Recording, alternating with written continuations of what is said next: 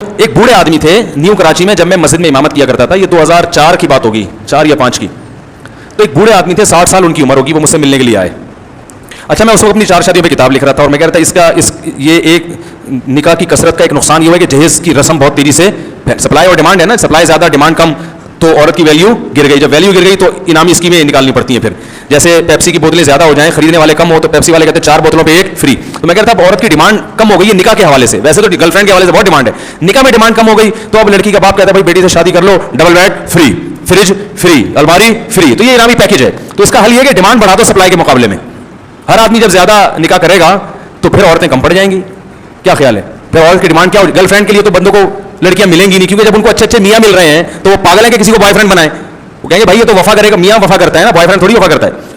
تو پھر وہ کیا ہو جائیں گی لڑکیاں مارکیٹ سے شارٹ. جب شارٹ ہو جائیں گے تو پھر لوگ پھر لڑکیوں کے ابا کے پاس آئیں گے, بھائی ہم, پھر وہ انعامی اسکیم ہے کہ بھائی میں اتنا مہر دے رہا ہوں اور میں آپ کی بیٹی کو ایک الگ باقاعدہ گھر بنا کے دوں گا, اور میں جو ہے وہ اور میں میڈیکل جو تعلیم ہے نا وہ میں مکمل کروا دوں گا اس کی. 2 سال ہو گئے نا, 2 سال میرے ذمہ, میں ڈاکٹر بنا دوں. پھر یہ ہوگا, آپ اس کو مذاق نہ سمجھیں, حقیقت ہے. صحابہ کے دور میں ایسا ہی ہوا کرتا تھا کہ جی میں کروں گا یہ سارے کام. تو میں کتاب لکھ رہا تھا, کیسے کیا اللہ کی طرف سے ایک ہوا ہے کہ بالکل یہی میں لکھ رہا تھا کہ بوڑھے باپوں پہ جو ہے نا بیٹیاں بوجھ بن گئی ہیں. یہ مضمون میں لکھ رہا تھا کہ اسی دوران عصر کی نماز کا وقت ہوا, اور میری یہ جذبات سے کیفیت تھی کہ میری آنکھوں سے آنسو ٹپک رہے تھے. یعنی یہ جو میں نے کتاب لکھی ہے نا, یہ کوئی عیاشی کی کتاب نہیں ہے, جو حالات میں دیکھ رہا تھا. اور میں جب وہ لکھ رہا تھا تو وہ آنکھوں سے آنسو ٹپک کے نا وہ جو سیاہی ہے وہ پھیل رہی تھی صفحے پہ, مجھے لکھنے میں دشواری ہو رہی تھی, ایسا جذباتی ہوا تھا میں اس وقت. وہ نماز پڑھ کے میں واپس گھر کی طرف آ رہا ہوں تو ایک بوڑھے میاں نے راستے میں روک لیا. ان کو کیا پتا میں اس ٹاپک پہ لکھ رہا ہوں. انہوں نے کہا بیٹے میری 6 بیٹیاں ہیں, میں زندگی میری عذاب میں آ گئی ہے. ایسے بوڑھے آدمی کے زبان بھی ان کی لڑکھڑا رہی تھی, بولا نہیں جا رہا تھا. کہہ رہے یار رشتے تلاش کرتے کرتے اب ایک رشتہ ملا ہے بڑی بیٹی, دوسری بیٹی کے لیے, بڑی سے جو چھوٹی ہے.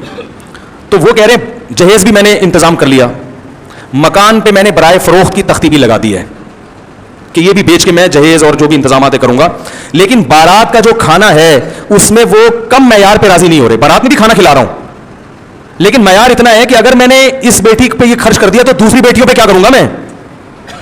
اس بیچارے کی جو کنڈیشن تھی نا, خدا کی قسم میرا دل چاہ رہا تھا کہ میں چیخے مار مار کے رہوں, چیخے مار مار کے رہوں کہ یار یہ کیا معاشرے نے بنا دیا بیٹیوں کو.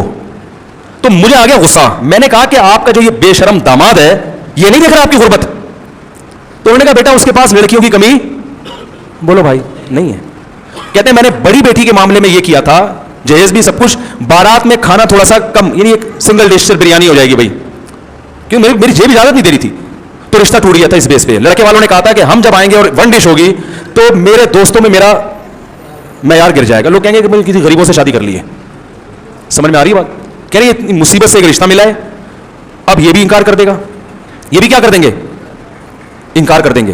تو پھر جیسے بڑی بیٹی بیٹھی ہوئی ہے اس کی تو عمر اتنی ہو گئی, اب اس کے رشتے کا امید ہی نہیں ہے, اس کا بھی کہہ رہے باقیوں کا کیا کروں گا میں. تو میں نے ان سے کہا, تو یہ میں بڑا جذباتی ہو گیا تھا نا اس وقت. پھر میں نے واپسی پہ یہ واقعہ بھی اپنی کتاب میں لکھا ہے, میری کتاب میں یہ واقعہ بھی آپ کو ملے گا جو اسی وقت لکھا. پھر میں نے لا کے اور پورا یہ بتایا کہ میں ابھی واقعہ لکھ کر گیا ہوں اور نماز پڑھ کے بالکل اسی سے ملتا جلتا واقعہ ہوا.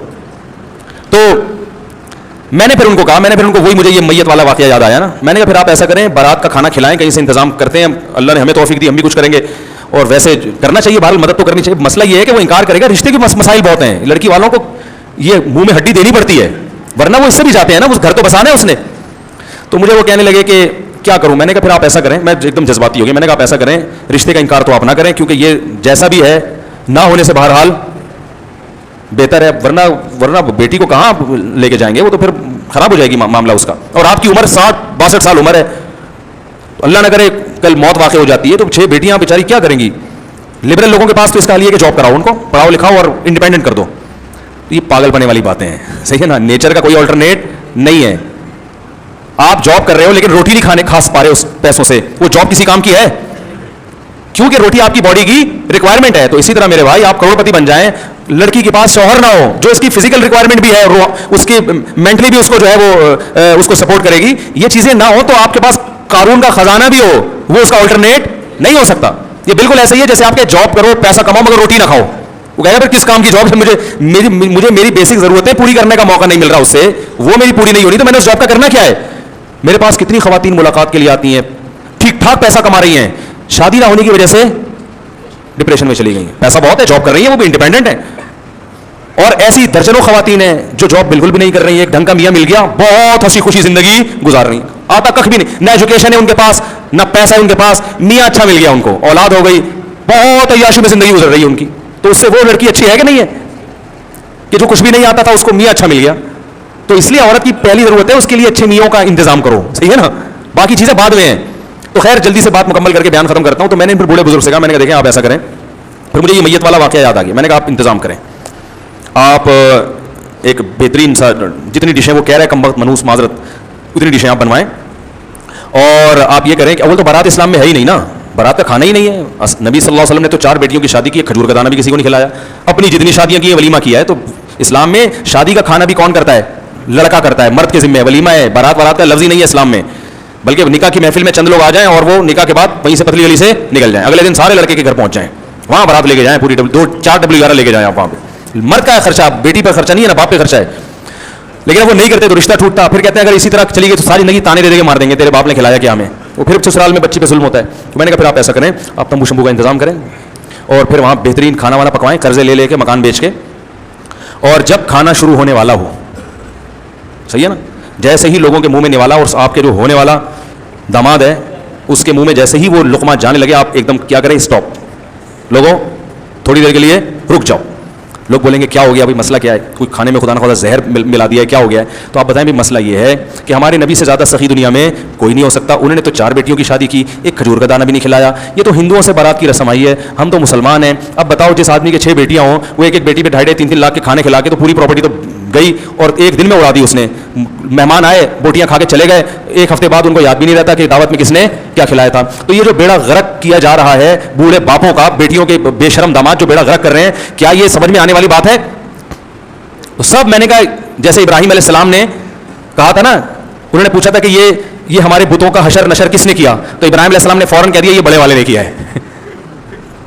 तो फौरन उनके एकदम उनकी जो कैफियत हुई, उन्होंने कहा यार हम तो बड़ी बेवकूफ हैं, कैसे की इबादत कर रहे हैं जो ये बता नहीं सकता कि हमें मारा किसने। इब्राहिम अलैहिस्सलाम ने कहा इनसे पूछ लो किसने मारा है। तो उनके दिल में आया वो फिल लकुम, यानी उनके दिल में फौरन क्या आया कि कुरान कहते हैं उनके दिल में फौरन एहसास निदामत हुआ कि यार ये तो यानी हम ऐसों की इबादत कर रहे हैं जो अपने कातिल का पता नहीं बता सकते कि हमें किसने मारा, किसने हमारे साथ ये जुल्म किया, जो ये नहीं कर सकता हमारी मदद कहां से करेगा। तो मैंने कहा जब आप उनको बोलेंगे कि भाई ये जो मैंने सारा इंतजाम किया है कर्जे ले लेके किया है, और कल तुम्हारी भी बेटियां होंगी, और ये अगर बच्चियों के बापों पे ये तुम जुल्म करोगे तो बताओ क्या ये जुल्म की शरीयत इजाजत देती है? जिस रसूल का तुम कलमा पढ़ते हो उन्होंने इजाजत दी है, या ये कोई अकल में आता है, ये गैरत के खिलाफ है या नहीं है? तो मैंने कहा ये एकदम सबके मुंह से निकलेगा यकीनन। फिर वो चले फिर बिस्मिल्लाह करें, खाएं। उन्होंने कहा बेटा यार कैसे मशवरे दे रहे हो।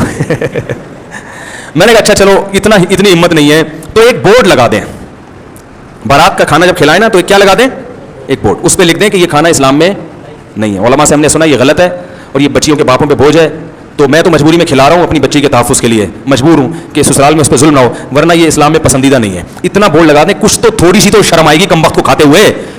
अरे इतने लाखों रुपए खर्च कर रहे हो तो उसका इतना मुआवजा तो लो कि उसको शर्म तो आए ना। तो उन्होंने ये मुझसे वादा किया कि मैं कुछ थोड़ा बहुत, ज़्यादा तो कह रहे गाड़ा नहीं कि फड्डा ना हो जाए, थोड़ा सा लिख के इंशाल्लाह लगाऊंगा। लेकिन मैंने एक दफ़ा बयान में फड्डा करवाया है। एक दफ़ा कहीं हम बैठे हुए थे, मैंने निकाह पढ़ाना, तो मैंने उसी वक्त जहेज़ के खिलाफ बयान शुरू कर दिया, और वो दबा के जहेज़ ले रहे थे लड़के वाले। निकाह मुझसे पढ़वाना था, उन्होंने हमने जहेज़ के खिलाफ बोल दिया। वो लड़के वाले एक एक करके खड़े हो रहे हैं, आपको हमने निकाह पढ़ाने के लिए बुलाया है, तकरीरें करने के लिए नहीं बुलाया। तो मैंने कहा ये इनसे पूछ लो, इन्होंने मुझे खुद कहा था कि तकरीर भी करनी है। इन्होंने खुद बोला। तो उन्होंने कहा फिर ये कैसी बातें कर रहे हैं आप, अपना निकाह के फ़ज़ाइल बयान करें। मैंने कहा फ़ज़ाइल की आपको ज़रूरत नहीं है, वो पता है तभी तो निकाह किया ना। इस तरह की मुझे पूरी वर्डिंग तो याद नहीं है अपनी।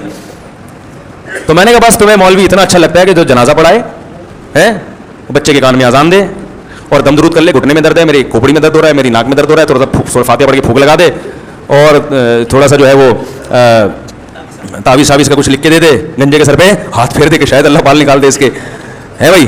बाकी तुम्हें तो भाई ये चीज़ तुम्हें क़यामत, ये इस्लाम तुम्हें क़यामत में अल्लाह के अज़ाब से नहीं बचाएगा, समझ रहे हो ना। तो अल्लाह ताला हिदायत दे। आप ही जब बारात का बच्चियों की बारात पे मजबूरी में खाना खिलाया करें ना, तो एक दफ़ा मेरे इस बयान की रिकॉर्डिंग कम से कम से चला दें, ये वाला वाक़या खाते हुए हैं, जब वो खा रहे हो ना तो क्या ये गैरत के खिलाफ है बारात की बोटियां। अच्छा एक बात याद रखो, फ़ुक़हा ने बयान किया है कि जिसको जुल्म का खतरा हो उसके लिए रिश्वत देना जायज़ है, क्योंकि आप नहीं देंगे तो जुल्म करेगा ना, तो लेना तो हराम है, देना जायज़ है। तो इसलिए पे बारात का खाना भी है। अगर आपको ये खतरा है कि बच्ची, क्योंकि सबने ये तकरीरें नहीं सुनी हुई होती, और सुनी हुई भी सबने होती है तो समझ में नहीं आती, और समझ में आ भी जाए तो सब इतने नेक नहीं होते कि अमल भी करें। تو پھر یہ باپوں کی مجبوری بن چکی ہے کہ بچیوں کو رخصت کرتے ہیں تو وہ بارات کے ٹوپی ڈرامے کرنے پڑتے ہیں.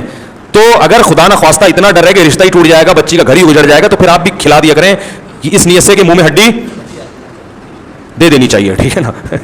کوئی زیادہ بھونک رہا ہو نا تو بھائی ایک تھوڑی سی بوٹی ڈال دو کہ چپ ہو جائے گا, جان چھوڑا ہماری, تو اس نیت سے کہ ہڈی. اور پھر لڑکی کے قریبی رشتے دار جو جن کے نہ جانے سے بھی فساد کا خطرہ ہے وہ پھر بارات میں جا بھی سکتے ہیں.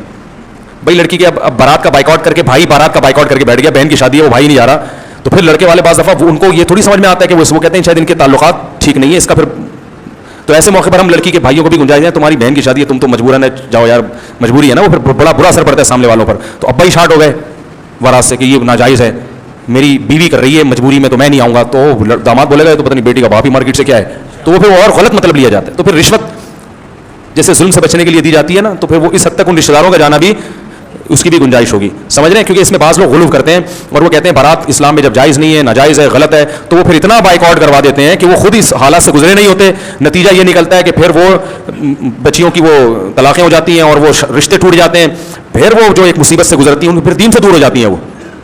تو اس لیے بیلنس, ہر رسم کا بائیکاٹ بھی اتنا کرو جتنا تپڑ ہے, ٹھیک ہے نا.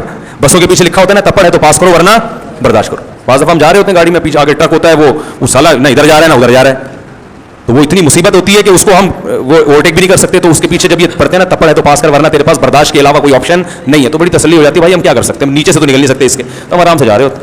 تو یہ ہر ٹرک کے پیچھے لکھنا چاہیے, اس سے پیچھے والے کو کیا ہوتی ہے, تسلی ہوتی ہے بھائی اس کو پاس نہیں کر سکتے. اب وہ جتنی اسپیڈ سے یہ جائے گا اب آپ بھی اتنی اسپیڈ سے ہی سفر کرو, کہیں ڈبل روڈ ہو گیا تو نکال لینا, ورنہ ایسے ہی پشاور تک آپ کو اب ایسے ہی سفر کرنا ہے, ٹھیک ہے.